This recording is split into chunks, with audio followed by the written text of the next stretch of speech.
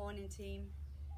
So this is your beginning float to handstand workshop. I'm going to give you a few tips and techniques that I've learned along my path, that I've learned along the way from being a gymnast who couldn't hold a handstand. Even though I was a gymnast, I couldn't stay there. I could move and walk and twist and spin, but I could never actually hold it still. I didn't have the specific strength needed to hold it still. I could backflip and do all of those fancy things, but I could never really hold a handstand still. And that was all the way into my 20s. Then I stopped doing gymnastics, of course. And then even when I was teaching and my abdominals were so strong from my career, I was doing a lot of abdominal work, of course, I still couldn't hold a handstand. I went to India to learn to teach Ashtanga, of course, years and years ago. And I started to learn to float. I'd been doing Ashtanga as a participant, and I'd been getting the idea of it, but I didn't understand how to get myself there and how to get stronger in the specific muscle groups that you need. Headstand prep, and particularly the headstand video that I've done, is really helpful for this, because this piking motion is what you need to learn to do, and learning it through headstand is easier than learning it through handstand. So if you've never done a headstand before and you don't know about my headstand prep and the particular piking folding movements that I teach in how to float to headstand, do that first. Get your head around that first, and then come to the handstand. Now, when I went to India, as I said, I learned the progressions and I got much better at it.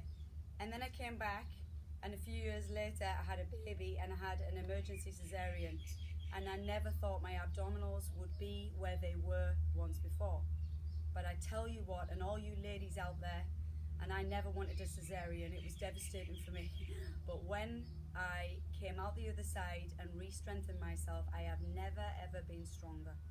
And that's because I went straight back, once I was ready, to practicing the floats, to going back into float, and it was really hard at first, but I got there, and now I'm stronger than ever on it.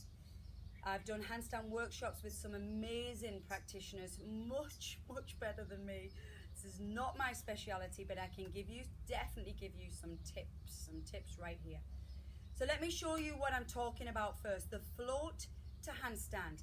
The reason I believe this will make you stronger in any handstand position is, one, because it did for me. It really did for me, and I know that doesn't mean that it'll work for everyone, but it really did for me after cesarean. And before that, when I was learning in India.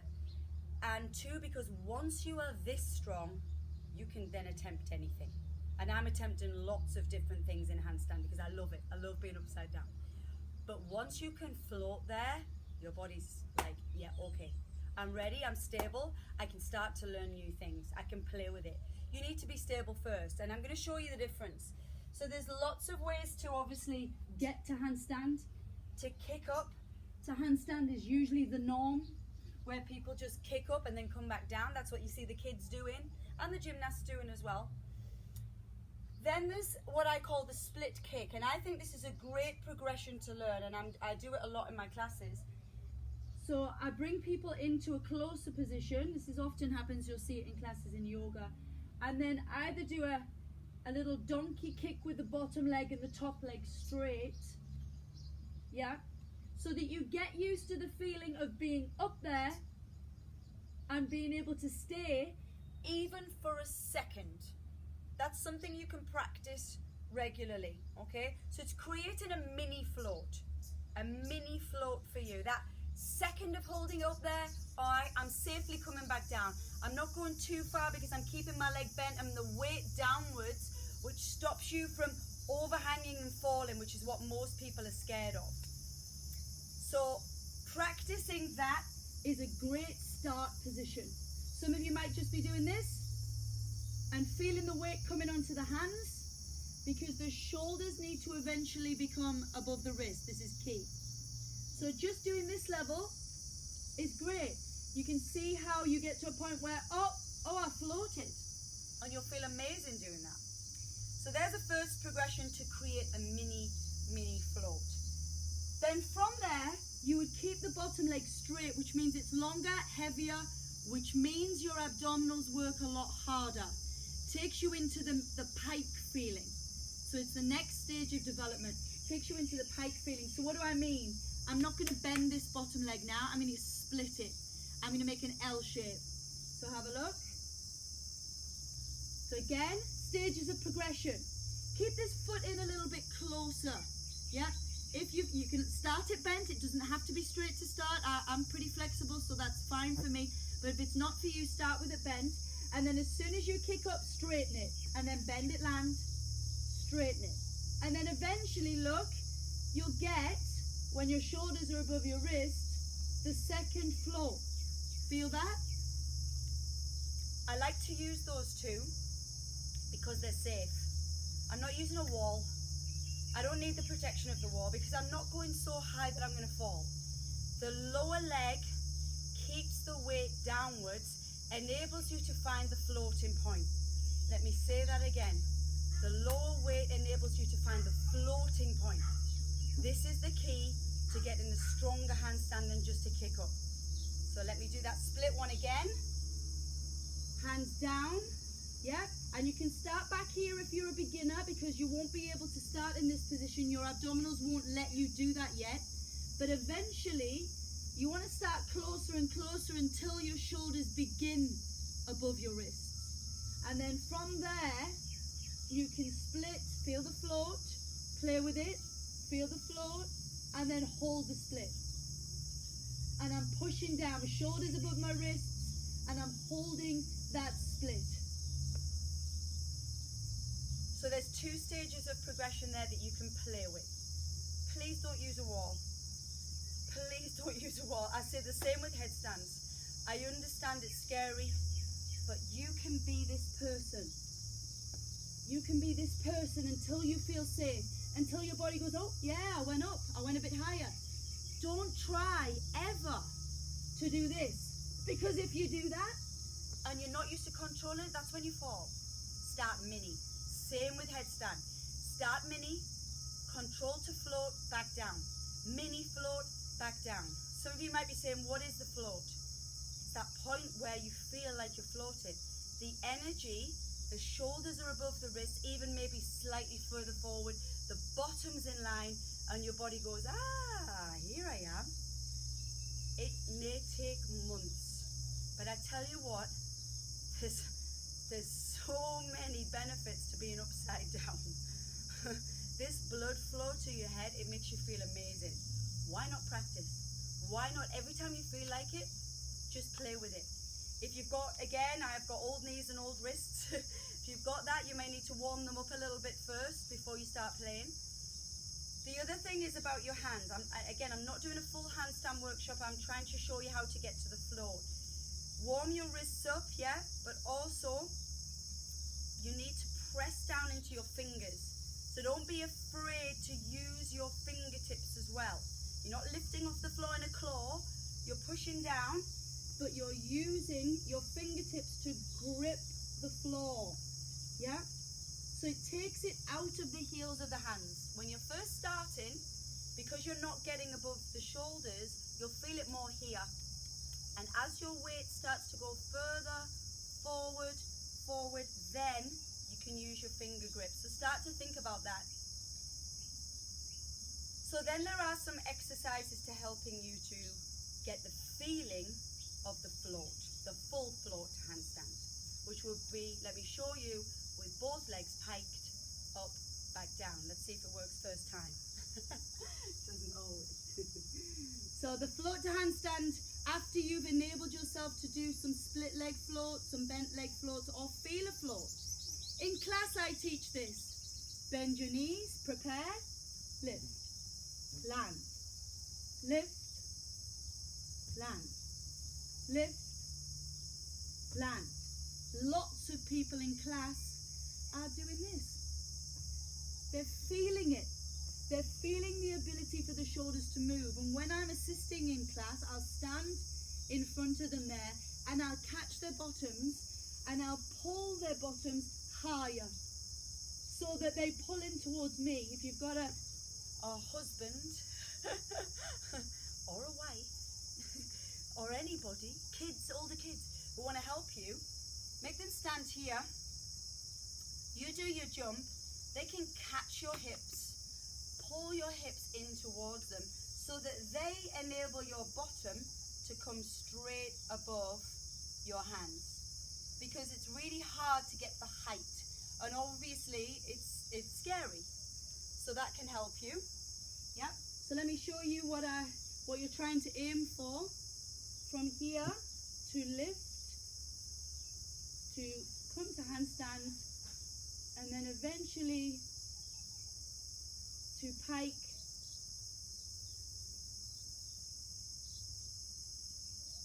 and to land.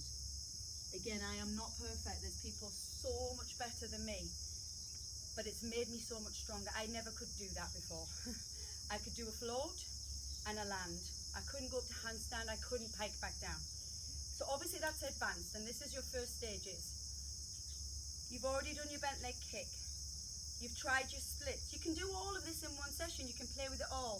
Play with the little jumps. Play with trying to get your bottom as high as mine was, even slightly beyond your shoulders. And see how my shoulders moved further beyond?